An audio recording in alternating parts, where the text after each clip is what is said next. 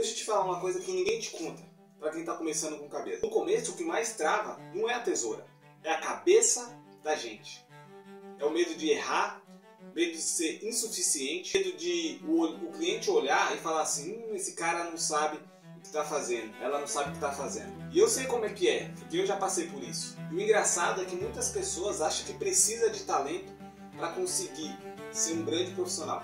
Mas posso te falar, talento não manda em cabelo. O que manda em cabelo é a lógica. Porque quando você entende a linha, a divisão, os movimentos, fica muito mais fácil de você fazer qualquer tipo de corte. E aí que está o pulo do gato. Tudo fica fazendo sentido. Mas o maior erro, e você não tem culpa, é as pessoas pensar que tem que ficar olhando o profissional cortando, fazendo, levantando a mecha. Mas isso você não vai estar aprendendo de fato. Você tem que entender o porquê que ele está fazendo.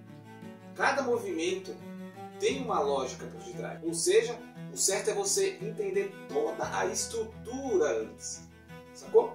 Porque quando você entende qualquer lógica, tudo fica mais fácil. Eu estou aqui para te ensinar nesse canal todas as lógicas possíveis e fazer com que você entenda. Uma coisa que eu vivo falando para os meus alunos e os novos alunos que vão chegando, para quem está começando, o importante não é o resultado final no começo, mas sim entender o processo que levou àquele resultado final. Vou dar um exemplo. Imagina o bolo, você está aprendendo a fazer bolo. O bolo no final ele não é tão importante, mas entender os processos que levaram aquele bolo, entende? Quais foram os ingredientes necessários para ser usado naquele bolo, o porquê que foram usados. Então isso, quando você entende isso, qual é a função do leite na farinha, se eu colocar mais, o que acontece? A farinha vai ficar mais mole, se eu colocar menos, se eu colocar fermento, o que acontece se eu não colocar? Então, para quem está começando, você tem que entender o processo que leva ao resultado. Entendeu? E quando você entende isso, você aprende de fato. Isso é aprender pela primícia, pelo princípio, porque a base e a primícia ela não muda.